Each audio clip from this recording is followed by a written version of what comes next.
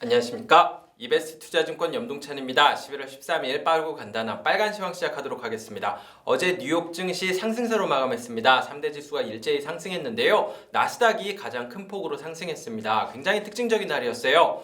시장금리가 상승했음에도 불구하고 나스닥이 가장 큰 폭으로 상승했다는 게 가장 특징적이었고요. 어제 같은 경우에는 업종별로 보면은 수익률 1위가 커뮤니케이션이고 2위가 IT였습니다. 아닌가? 1위가 IT고 2위가 커뮤니케이션이었나? 어쨌든 대표적인 기술주 업체들이 업종별 수익률 1, 2위를 차지했다는 거는 시장 금리 상승한 날에 올랐다는 거는 굉장히 특징적인 거다라고 말씀을 드릴 수가 있을 것 같아요. 그만큼 저가 매수세가 유입되었다 이런 코멘트들 언론에서 보실 수 있을 것 같은데, 제 생각에는 어저께 미시건대 소비자 심리 지수가 발표됐거든요. 이게 예상보다 안 나왔습니다. 예상보다 안 나온 수준이 아니라 10년 최저치 수준으로 가장 낮게 나왔어요. 그러다 보니까 이 생각보다 소비 회복이 좀 늦어지나? 그러면은 여전히 성장주가 더 돋보일 수 있지 않을까라는 인식이 좀 있었던 것 같아요. 쇼커버 물량이 들어왔을 수도 있는데 이런 내용들이 겹쳐지면서 어쨌든 어저께는 시장금리 상승에도 불구하고 대형 기술주들이 강세를 이끌었다, 이렇게 보시면 될 것 같습니다.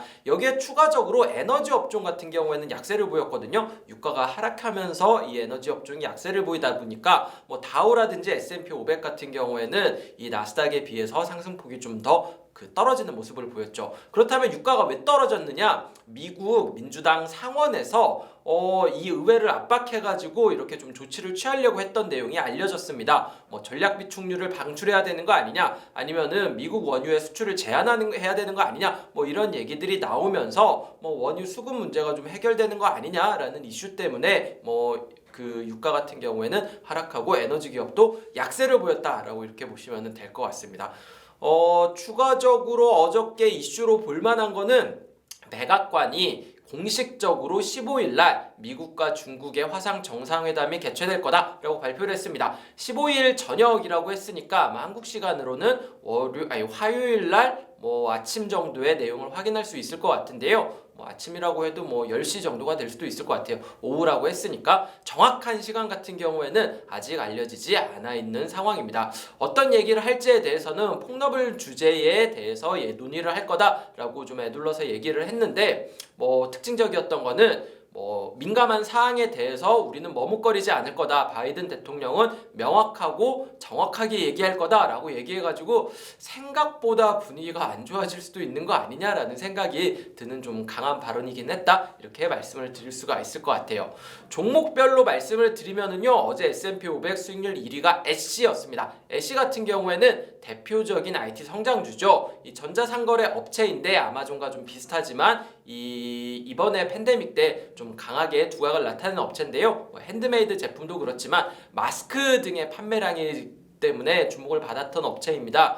딱히 어제 이 개별 이슈는 없었지만 어제 IT 기업들, 성장주 기업들 강세를 보이면서 특히 좀 이 베타가 큰 종목이기 때문에 돋보이지 않았나라고 생각을 했고요.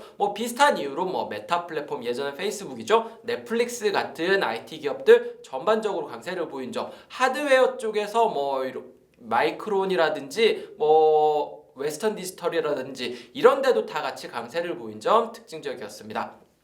두 번째로 강세를 보인 업종은 페이팔을 말씀드려야 될 것 같은데요. 페이팔 같은 경우에는 사실 여기도 개별 이슈는 없는데 경쟁업체라고 할 수 있는 스퀘어가 실적을 발표했습니다. 실적이 예상보다 그렇게 잘 안 나왔어요. 스퀘어 같은 경우에는 P2P도 하고 이렇게 결제 서비스도 하고 핀테크 관련된 건 다 하는데 여기가 실적이 안 나오니까 차라리 기존의 결제 서비스도 하고 여기에다가 비트코인 거래 같은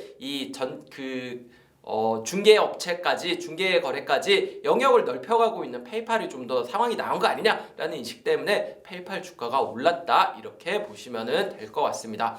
어제 가장 큰 폭으로 하락한 종목 같은 경우에는 HP 엔터프라이즈라는 회사인데요. HP 같은 경우에는 다 아실 거예요. 프린트 같은 것도 만들고 전자기기 만들고 하는 회사인데, HP 같은 경우에는 HPQ랑 HPE랑 이 두 가지로 나눠집니다. HPE는 이 개인 고객들보다는 회사들에 있는 복사기 같은 거 이렇게 복합기 같은 거 만들어서 파는 납품하는 업체라고 보시면 될 것 같은데 골드만에서 이 기업들의 IT 지출이 감소할 거다. 12월이나 1월 정도의 피크가 나올 거다라는 신호를 우리가 확인했다라고 하면서 주가가 약세를 보였다라고 보시면 될 것 같습니다. 마지막으로 어저께 의외로 항공업체들이 굉장히 약세를 보였어요. 여행주들이 전반적으로 약세를 보였는데 특히 항공업체들 같은 경우에는 S&P 500 수익률 하위 2위, 3위 7위인가까지 이렇게 다 들어가 있었습니다. 그 이유 같은 경우에는 겨울 되니까 저희 한국도 코로나 확진자 수 갑자기 좀 늘어난다는 뉴스 나오잖아요.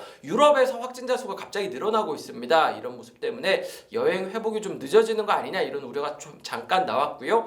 여기에 추가적으로 아까 잠깐 말씀드렸었던 소비자 심리 지수가 약한 모습을 보였던 점 역시 좀 우려의 요인으로 작용했다 이렇게 보시면 될 것 같습니다.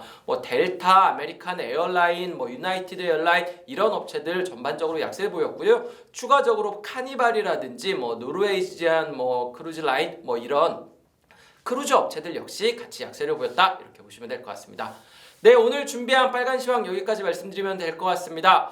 이번 주말 지나면은 날씨가 좀 따뜻해진다라고 하네요. 다행일 것 같은데 어제 저 머니셔틀 촬영한다고 밖에 나갔는데 정말 춥더라고요.